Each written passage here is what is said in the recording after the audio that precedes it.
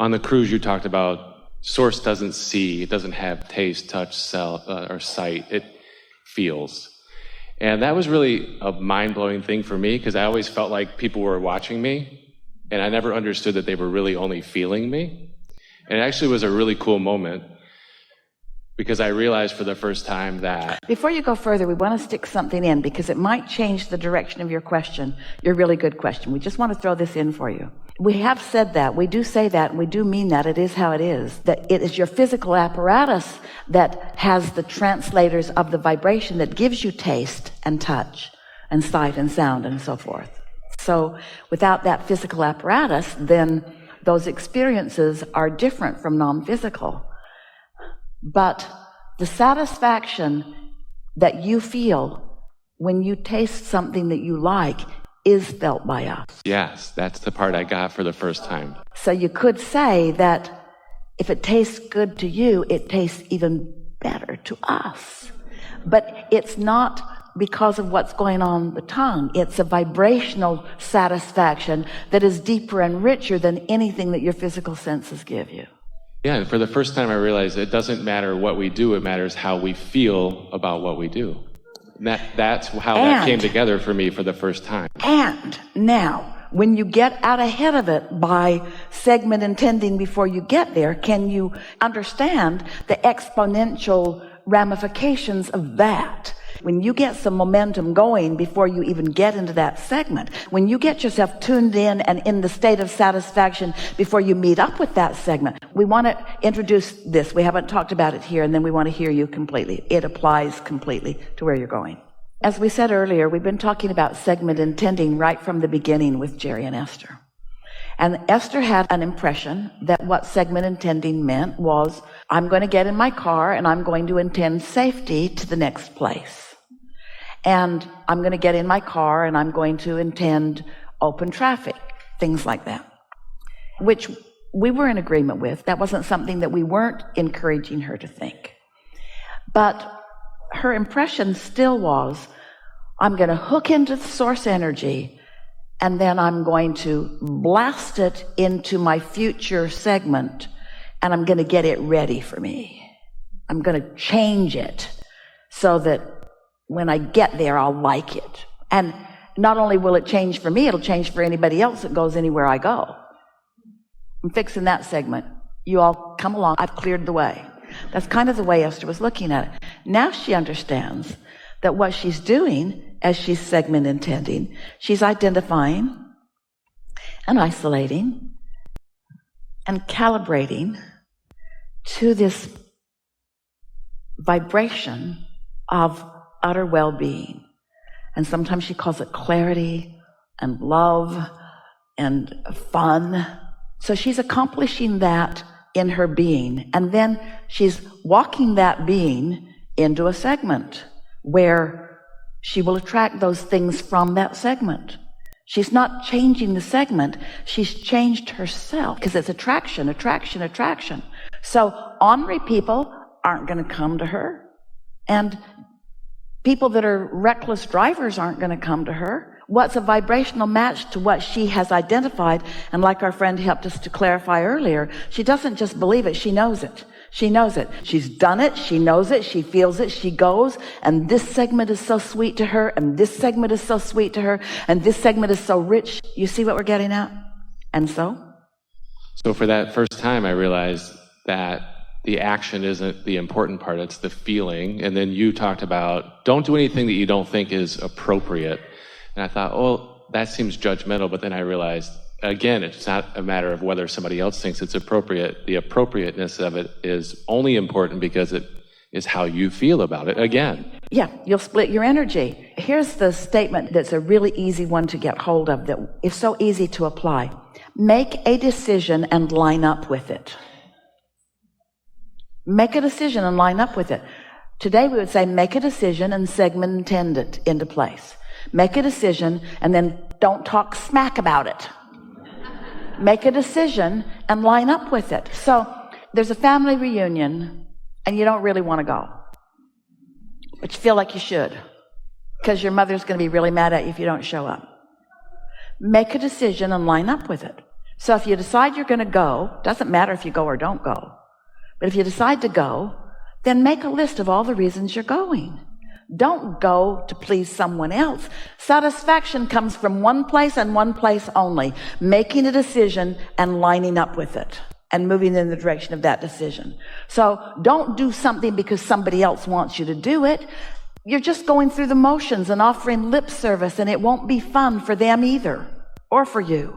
But if you say, I'm going, and I'm going to like going, and I'm going to think about it until I find that vibrational resonance with it, and then you've lined up with it. Now you're taking yourself into this environment, a new you, into this environment where you're going to have a whole series of experiences like you've never had before. It's going to be a very unusual family reunion because they are going to find a person that they have not met before.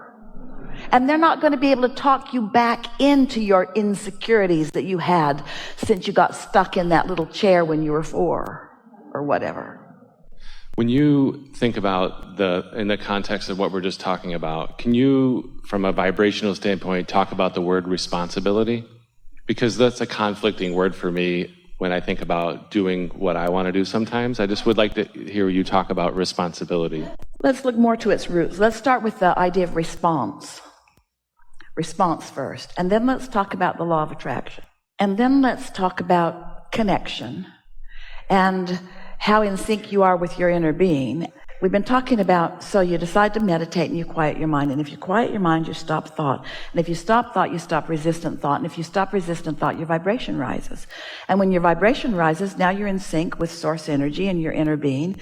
And now things will begin occurring to you. Thoughts will occur to you. Impulses will come to you. So is it responsible to do that, or is it responsible to not just do Wait it? just 1 second. You're being responsive to your vibration. Mm-hmm. So rather than responsibility for just a little bit, we want to talk about what I'm responsive to. And what I'm responsive to in my human form is the vibration that I'm most matched to. If I've practiced my alignment with my inner being, then I'm most responsive to what my inner being knows. If I've been watching television and complaining about this and that and this and that, or if I'm in the middle of an uncomfortable relationship at work or at home or whatever, then that might be what's active in me, and I'm responsive to that. Our friend was talking about his father, who's responsive to all kinds of things because of the thoughts he's been thinking and the life he's been living. So now you want to take that responsiveness, which we want to call a law of attraction thing, and you want to make yourself responsible. So if you're going to be responsible, then you've got to be responsible to how you've tended to your vibration. We would call it your responsibility to feel good. You really owe it to yourself to feel good, because when you feel good, then good things come to you, and when you feel mad, they don't. And if you want to call it responsibility, that's just fine. But the reason it's tripping you up is because there are so many people around you who have not actively known about the law of attraction. They've not been thinking about inner being. They will say things like, let your conscience be your guide, or they will say things like, follow your gut instinct and things like that. People have been dabbling in this. All kinds of people have had connection and inspiration, and they get that. This is not the first conversation about any of this, but most people are living life by default, and most people are just responding to what they're giving their attention to. And so then there are those who decide they're going to lead someone, lead a child, or even lead a mate, or lead a group of people who are working for you, or lead a team.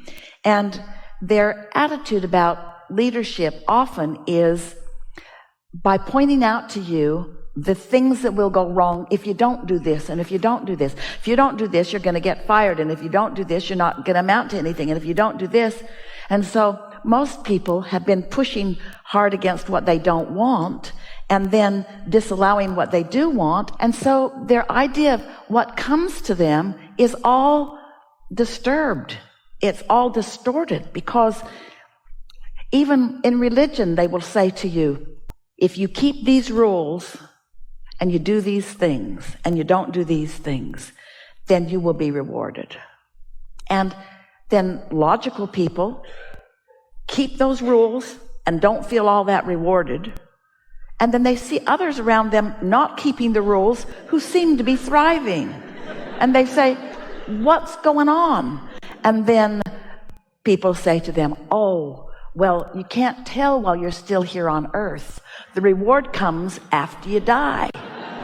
And we are here to tell you, your guidance system is giving it to you now. What's happening in non-physical is what's happening here. When you don't feel good, you've pinched yourself off from it. And there isn't a reward. Your rewards are happening here. It's what alignment is. It's the emotion that you feel in any moment is what you're reaching for, you see. So, getting back to the point that you were sort of kind of making is that people who want something from you will convince you that there's this set of rules that you need to follow. And rarely does that set of rules include do your best to feel good as much as you can. Usually the rule is, I'm going to need your sacrifice and your commitment, and I'm going to need you to do these things, and you need to put this first no matter what. I don't think it's other people doing it to me. I think it's me doing it to myself. Well, we think so too at this point, but we don't think you learned it from nobody. Yeah, that's a good point. But I'm the one doing it, just to be clear. But it's such a wonderful thing when you now know that, if you just leave here with this one understanding. We like that word understanding. What's standing under? What's the basis beneath what you know? So if you just leave here with this one understanding, that your inner being is you, and your inner being is the non-diluted, non-resistant version of you, and that your inner being is even what you want to call future because it hasn't manifested yet, but we want to call presence because it is a vibrational reality version of you, and that your inner being has a point of attraction, and so do you, and that your emotions equal that resonance or lack of it, that harmony or discord, that allowance or disallowance. And so when you feel negative emotion, Esther stops often and when she's feeling some negative emotion about something, and she acknowledges, you guys don't feel this way about that, do you? And I know why. Thanks for reminding me. Her emotions remind her all day, every day. That's what they're for. It's guidance. I said to my wife, sometimes I let it get so bad it feels like mental illness, but I came up with a new word for it. I called it mental willness because of the stuff I'm sometimes willing to put up with. And that moment where you just stopped it is really important. And if you don't stop it, it's all right. It'll get bigger, but then something will distract you, because at this point in what you've got going on, once you know these things, once you acknowledge that you are an extension of source energy, do you know that? And once you acknowledge that that source energy part of you is vividly aware and active in your life experience, do you know that? And once you understand that the things that you've asked for, your inner being is aware of and is attracting on your behalf, do you know that? Is attracting on your behalf. Then there's only one question to ask yourself. Am I a cooperative component right now? And if you got negative emotion going on, the answer is no, not right now. It doesn't mean no, not ever. No, not right now. Not while I feel like this. And if you're frisky and feeling full of fun and you're loving life, then you're letting it in, you're letting it in, and you're letting it in. And before you know it, you start really noticing the difference. You can feel when you're in the flow and when you're not. And the most important thing that your inner beings want us to convey to you is that when you're not in the flow, it's okay. Because your negative emotion about yourself could only exist because your inner being isn't having any negative emotion about you. If your inner being were as mad at you as you are, you wouldn't feel mad. Doesn't that make sense? It's the fact that your inner being knows that all is well and you don't that makes you feel bad. It's that your inner being knows that you are wonderful and you don't that makes you feel bad. Sort of makes you appreciate that discord, doesn't it? Ooh, my inner being must really love me because I'm feeling real bad right now.